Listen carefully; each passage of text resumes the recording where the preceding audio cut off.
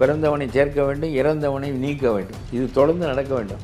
இது ஒவ்வொரு ஆண்டும் நடக்க முடியாது என்பதனாலே 10 ஆண்டு ஒரு வரையறை வைத்திருக்கிறார்கள். 10 ஆண்டுகளுக்குள் பல பேர் வெளியேறி விடுவார்கள், புதிய இளைஞர்கள் உள்ளே வருவார்கள். இதை செய்வதற்கு இந்த திருத்தம் வேண்டுமா வேண்டாமா?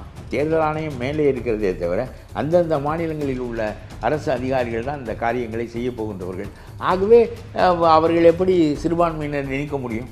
நீ செய்திருக்கிறாய், ஈரோட்டில் செய்திருக்கிறாய், ஆர்கே நகரில் செய்திருக்கிறாய், ஆகவே நீ மறுபடியும் செய்து விடுவாயோ என்று அஞ்சி நாம் எதிர்க்கிறோம். நீ செய்து விடுவாய் என்று தேர்தல் ஆணையம் இதில் உள்ளே வந்து என்ன செய்ய போகிறது? ஏரியில் போய் வீடு கட்டுகிறான், அவனுக்கு எலக்ட்ரிக் கனெக்ஷன் கொடுக்குறானே. எதுக்கு காசு? எலக்ட்ரிக் கனெக்ஷன் கொடுக்கவில்லை, கால்வாய்களை இணைக்கவில்லை, கழிவு கால்வாய்களை இணைக்கவில்லை என்றால் நான் எப்படி வாழ்வேன்?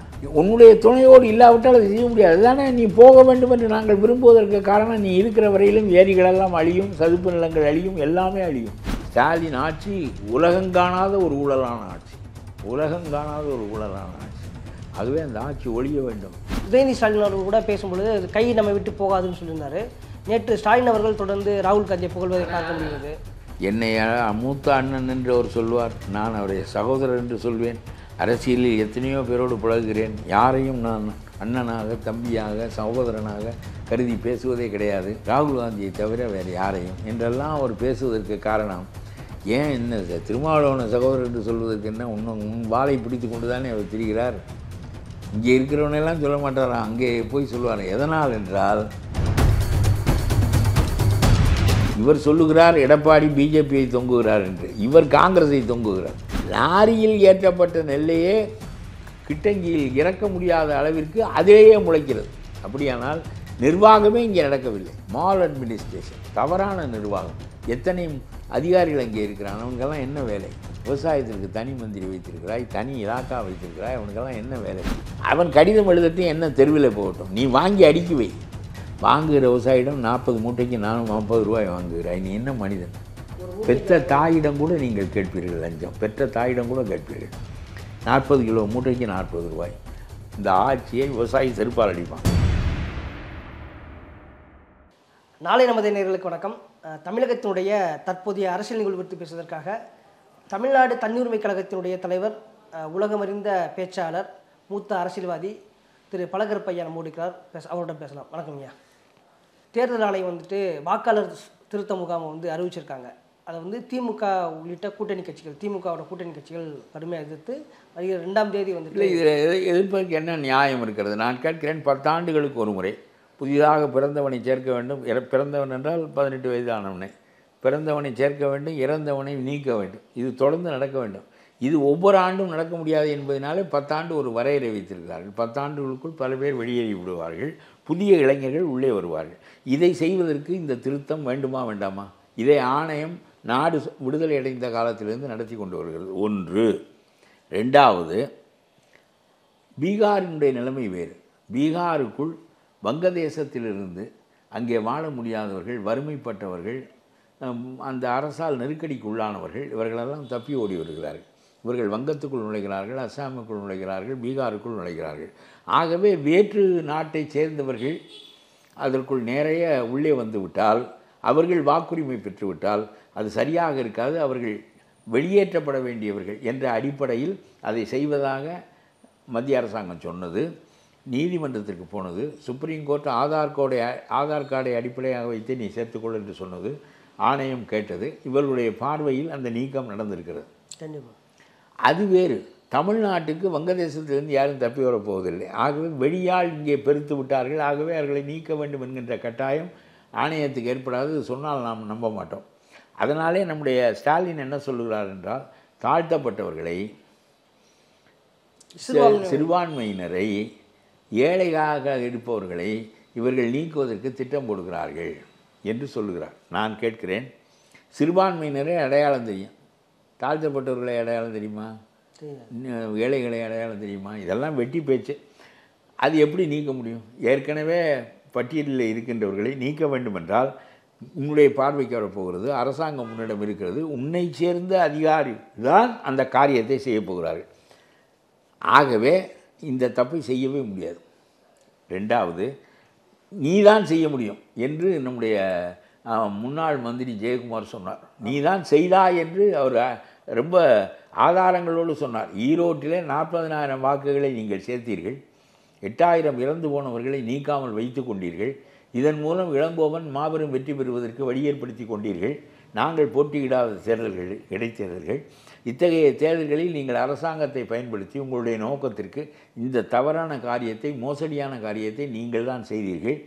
ஆர்கே நகரில் தினகரன் போட்டியிட்ட தொகுதிகளில் 30,000 பேரை நீக்கும்படி கோர்ட்டே உத்தரவிட்டது. ஆகவே இந்த தப்புக்களெல்லாம் மோடியினுடைய தேர்தல் ஆணையமாக செய்தது. இப்போ இங்கே டி நகரில் கூட ஒரு சத்யா ஒரு எம்எல்ஏ தேர்தல் போட்டிட்டப்ப கிட்டத்தட்ட என்னோட வாக்குகள் எல்லாம் குறைச்சிட்டாங்கன்ற மாதிரி கோர்ட்டில் அவரும் கேஸ் போட்டிருந்தார். அது சரி. ஆகவே இதையெல்லாம் செய்வது ஏனென்றால் இதை செய்கின்ற கருவிகள் உன்னுடைய அரசுக்கு கீழே வேலை பார்க்கிற அரசு பணியாளர்கள், இவர்கள் தான் இதை சரிபார்க்க போகிறார்கள். அவர்கள் உன்னுடைய அரசுக்கு கீழே தான் இருக்கிறார்கள், தப்பு எதுவும் செய்ய முடியாது. கண்டிப்பாக நாங்கள் தான் அஞ்ச வேண்டும். ஏன்னால் நீ என்னென்ன செய்வாய் கோக்குமாக்கு என்பது எங்களுக்கு தெரியும். தேர்தல் ஆணையம் மேலே இருக்கிறதே தவிர அந்தந்த மாநிலங்களில் உள்ள அரசு அதிகாரிகள் தான் இந்த காரியங்களை செய்ய போகின்றவர்கள். ஆகவே அவர்கள் எப்படி சிறுபான்மையினர் நினைக்க முடியும்? நிச்சயமாக இதெல்லாம் ஜெயக்குமார் ரொம்ப அழகாக இதை சொன்னார். எல்லா தொகுதிகளிலும் இந்த வேலையை செய்கிறவர்கள் நீங்கள், கடைசியில் உங்களுடைய ஆட்களை வைத்துக்கொண்டு நீங்கள் எதுவும் செய்து விடுவீர்களோ என்று நாங்கள் அஞ்ச வேண்டுமே தவிர தேர்தல் ஆணையம் செய்வதற்கு வாய்ப்பில்லை என்று சொன்னார். அதுதான் உண்மை. இப்போ அதிமுக தன்னோட நிலைப்பாடை வந்து நேற்று ஜெயக்குமார் அவர்கள் மூலியமாக அறிக்கையை கொடுத்துச்சு. ஆனால் வந்து 2ஆம் தேதி நடக்கக்கூடிய அனைத்து கட்சி கூட்டத்தில் வந்து கூட்டியிருக்காங்க. திருமாவளவன் அவர்கள் தமிழ்நாட்டு அதிமுகவும் சேர்ந்து இதற்கு போராட வேண்டும் சொல்லியிருக்காருங்க. அதிமுக போராடும், தவறு நடப்பதற்கு அரசு அதிகாரிகள் உங்களுடைய ஆட்கள் செய்ய போவது நீ செய்தால் நீ தான் செய்ய வேண்டுமே தவிர தேர்தல் ஆணையம் தனி ஆட்களை நியமித்து இதை செய்ய போவதில்லை. கண்டிப்பாக. அப்புறம் இதை எதிர்க்க வேண்டும் என்றால் நடந்த பிறகு எதிர்க்கலாம்.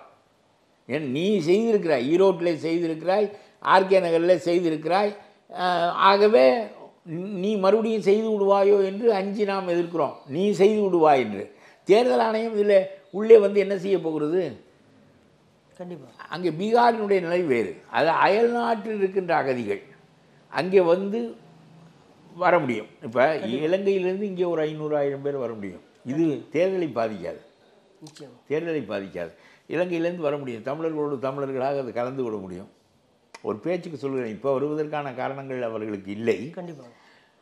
ஆகவே எதையாவது யோசித்து பேச வேண்டும். ஒன்றும் இல்லாமல் வாய் புளித்ததோ மாங்காய் புளித்ததோ என்று சொல்லி இதுபோல் பேசுவது, இதை தவிர அவருக்கு பேசவே தெரியாது. எது எடுத்தாலும் சரி. இல்லை, இப்போ வட மாநிலத்தவர்களுக்கு இங்கே வந்து வாக்கு வந்துட்டா பாஜக காலம்னு சொல்கிறாங்க. சீமான் கூட என்ன சொல்கிறாருன்னா, அவங்க வட மாநிலத்தவருக்கு வாக்கு வந்துட்டா மொழியால் அவங்க ஒன்றுபட்டுருவாங்க. நம்மள இல்லை அது ரொம்ப ஆழமாக சிந்திக்க வேண்டும். சும்மா சீமான் போகிற போக்கில் சும்மா வெட்டி பேச்சு பேசிவிட்டு போவார்.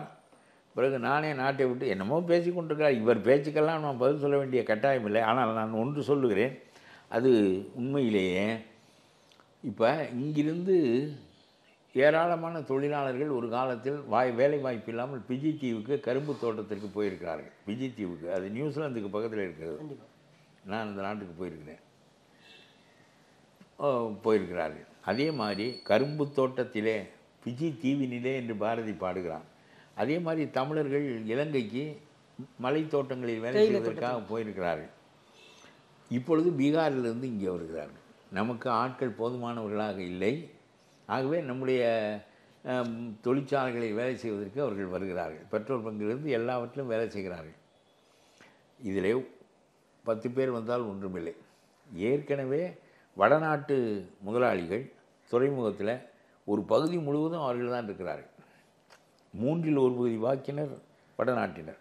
ஆனால் ஒரு தொகுதிக்குள் 3இல் 1 பகுதியினர் என்பது நாட்டை பாதிக்காது. ஆகவே அதை நாம் பொருட்படுத்தவில்லை. அவர்களுக்கு வாக்குரிமை இருக்கிறது. அவர்கள் ஒவ்வொரு தேர்தலிலும் தாமரையை காட்டி பாரத் மாதா கி ஜெய் என்று சொன்னால் தான் ஓட்டு போடுவார்கள்.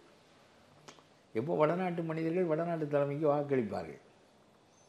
ஆனால் இப்பொழுது பீகாரிலிருந்து பிற நேபாளிலிருந்து வந்தவர்கள் 1 கோடி பேர் என்று சொல்லுகின்ற போது இது நாட்டினுடைய போக்கை மாற்றும். ஆகவே சீமான் போல மொட்டையாக பேசிவிட்டு போவதில் பொருள் இல்லை. நான் சொல்லுகிறேன், பாராளுமன்றத்தில் நம்முடைய இடங்கள் குறைகின்றன. ஏன் குறைகிறது? ஆராய்ச்சி செய்ய வேண்டாமா என்று கேட்கிறேன் நான். குறைகிறது, குறையக்கூடாது. 40 இடங்கள் 39 ஆன போதே நீ முழித்து கொண்டிருக்க வேண்டும். ஒரு இடத்தை இழந்தாய். பிறகு இப்பொழுது 32 ஆகும். இப்பொழுது தான் நீ பேசுகிறாய். உனக்கு அதுக்கு தீர்வு தெரியாது. அதே மாதிரி பீகார்காரன் 1 கோடி பேர் தமிழ்நாட்டுக்குள் வந்து விட்டால் 7இல் ஒருவன் அவனாக இருப்பான். 7இல் ஒருவன் என்றால் இந்த நாட்டினுடைய அரசியல் போக்கை அவன் மாற்றி விடுவான். அரசியல் அதிகாரம் அதிலே அவர்களுடைய பங்கு பெரிதாக இருக்கும். அவர்களை நீக்கிவிட்டு அரசியல் நடத்த முடியாது.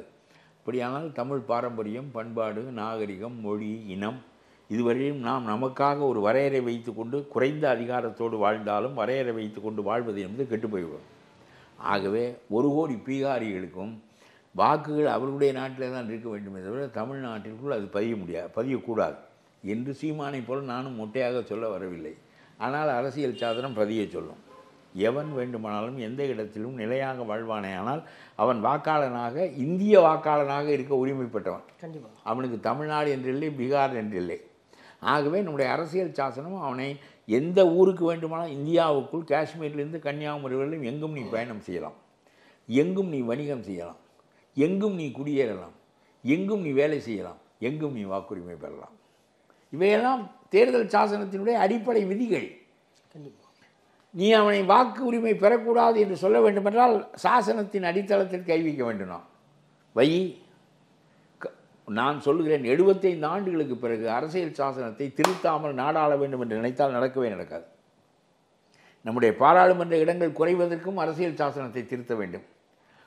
1 ஓட்டு 1 ஆள், 1 ஓட்டு 1 மதிப்பு, 1 மேன் 1 vote 1 வேல்யூ என்ற முறை இருக்கின்ற வரையிலும் நம்முடைய இடங்கள் குறையும்.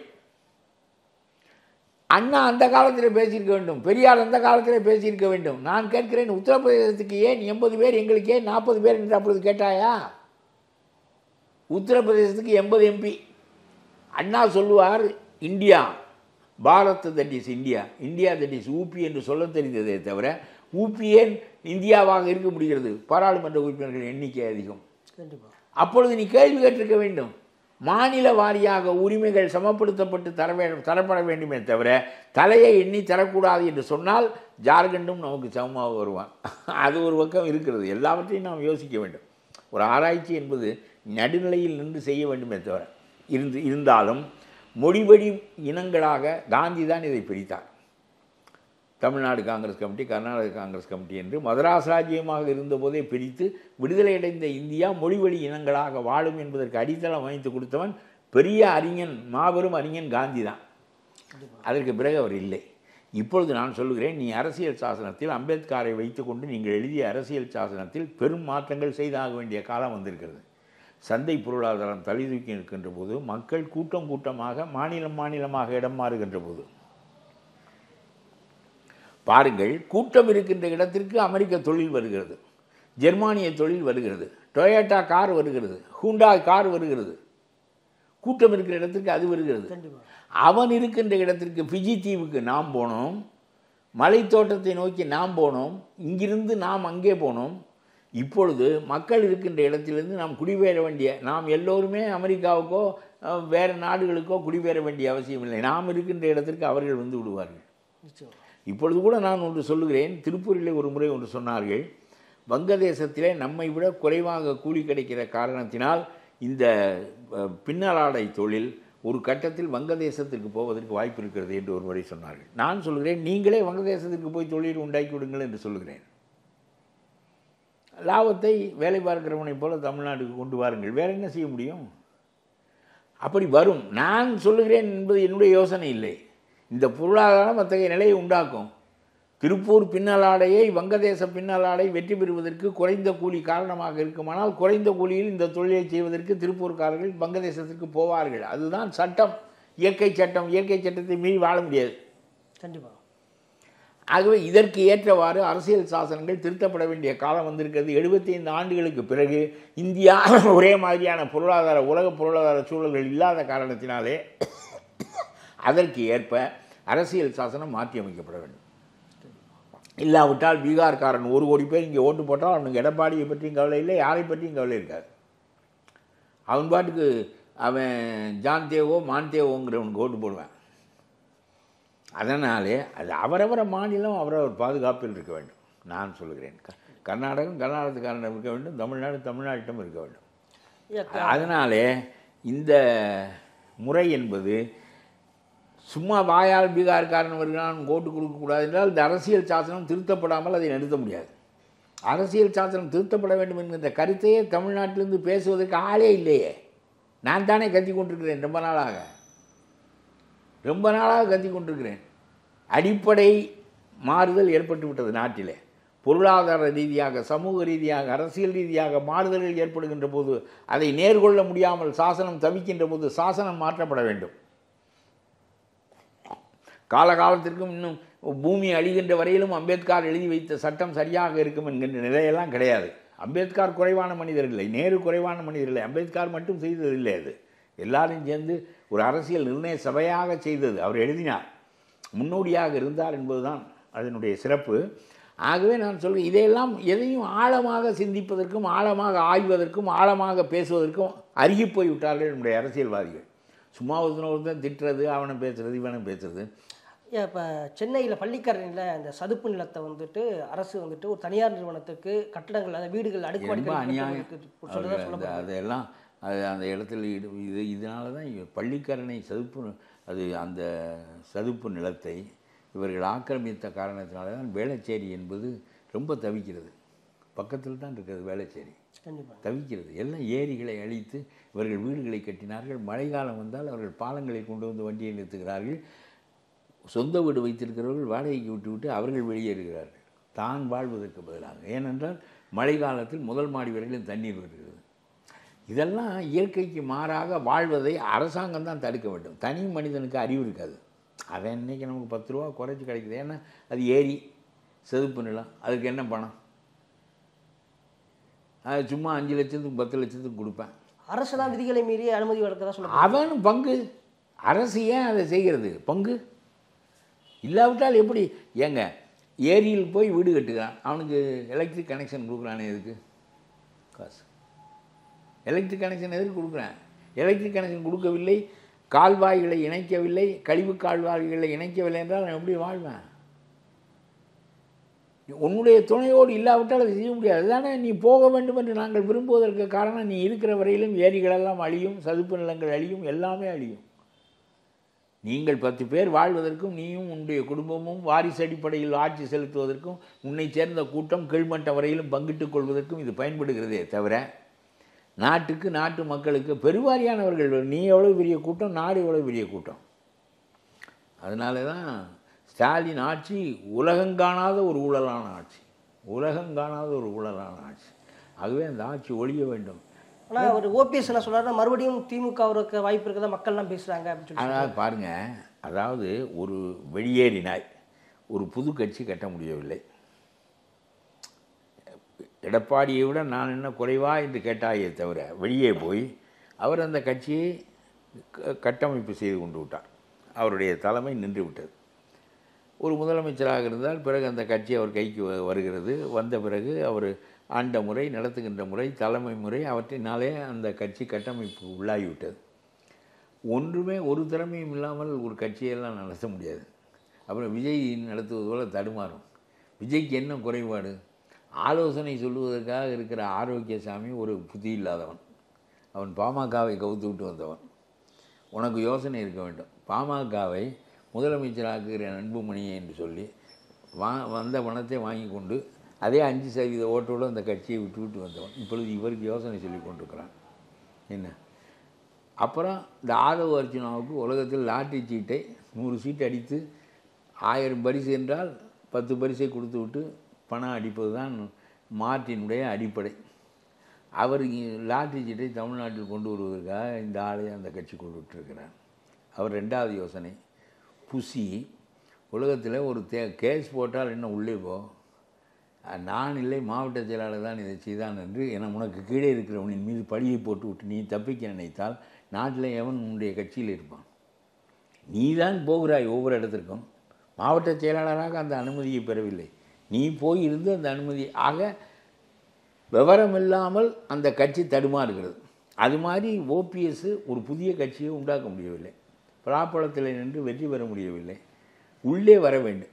இதற்கு அவர் என்ன சொல்கிறார் என்றால், எல்லோரும் சேர்ந்தால்தான் நாம் பலம் பெற முடியும். எல்லாரும் என்பது என்ன? உன்னோடு எத்தனை பேர் இருக்கிறார்கள், தினகரனோடு எத்தனை பேர் இருக்கிறார்கள், 2 இடம், 2வது ஆள் யார் என்றே தெரியவில்லை, நீயும் ஓடி வந்து விட்டாய். எல்லாம் கூட்டணியில் தான் நின்றீர்கள். உங்களுடைய வலுவை நிறுவிக்கொள்ள முடியவில்லை. எது ரொம்ப வலுவான இடமோ அங்கு தான் போய் நின்றீர்கள். கண்டிப்பாக நீங்கள் சாதி சார்ந்து நிற்கிறீர்கள் என்றால் சாதி சார்ந்து தான் நின்றீர்கள். உங்கள் பின்னால் அவர்கள் வரவில்லையே. இப்பொழுது கௌரவத்தோடு இணைந்தது போல காட்டிக்கொள்ள வேண்டும் என்று நினைக்கிறீர்கள்.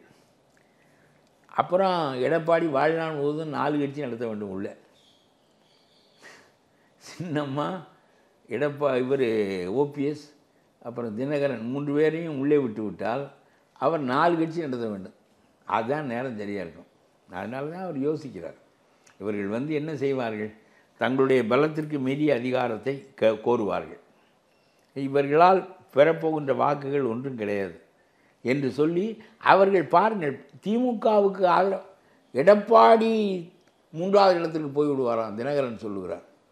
அவருக்கு ஸ்டாலினெல்லாம் முக்கியம் இல்லை, எடப்பாடி 2வது இடத்தில் இருப்பதே அவருக்கு முக்கியம். ரொம்ப மனசை போட்டு உழட்டுகிறது. 3வது இடத்துக்கு போய்விடுவார். ரொம்ப மகிழ்ச்சி. அது ரொம்ப நல்ல முடிவு. அது இல்லை, உண்மையிலே மக்கள் அப்படி தான் பேசுகிறாங்களா? திமுக தான் ஆட்சிக்கு வரணும்னு மக்கள் பேசுகிறாங்களா? ஐயா, எப்படி இருக்க முடியும்? எப்பொழுது போவான்னு 6 மாதம் இருக்கிறதே என்று காத்திருக்கிறார்கள். உங்களுக்கு சொல்லுகிறேன், இந்த சிறுபான்மை வாக்கு ஒன்றுதான் அவர்களுக்கு நிலையான வாக்கு வங்கியை தவிர, அவர்கள் இயற்கையாக ஒரு கட்சிக்கும் கொஞ்சம் வாக்குகள் இருக்கும். அந்த வாக்குகளை தவிர அவர் எதன் மீது நிற்கிறார் என்றால் அவர் வைத்திருக்கிற கூட்டணியின் மீது இல்லை. சிபிஎம்முக்கு 1% இருக்கிறது, சிபிஐக்கு 1% இருக்கிறது, வைகோவுக்கு 1% இருக்கிறது, விஜயகாந்த் மனைவிக்கு 3/4% இருக்கிறது. இதெல்லாம் இன்னும் திருமாவளவனுக்கு 2-2.5% இருக்கும். இவ்வளவுதான் இவருடைய மொத்த ஓட்டு. திருமாவளவனுடைய ஓட்டு வங்கியை விஜய் கவர்ந்து விடுவார். அத்தகைய நிலைதான் இன்றைக்கு இருக்கிறது.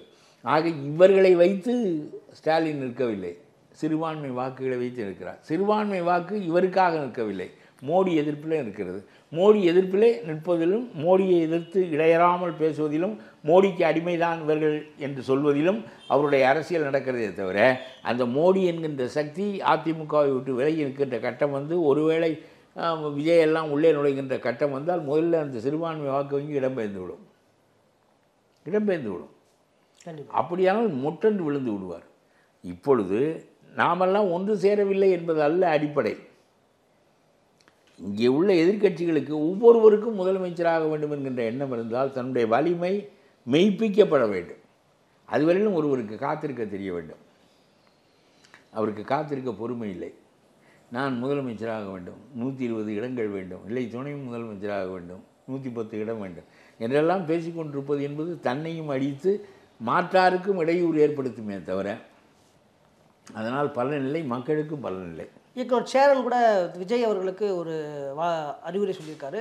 விஜய் அவர்கள் 2026 தாண்டி 2031 கவனம் செலுத்தணும், அப்போ தான் உங்களுடைய இது நடக்கும், சாத்தியப்படும் சொல்லியிருக்காரு. கிட்டத்தட்ட ஒரு கூட்டணி போங்கன்ற மாதிரியான ஒரு சொல்லுகிறார்.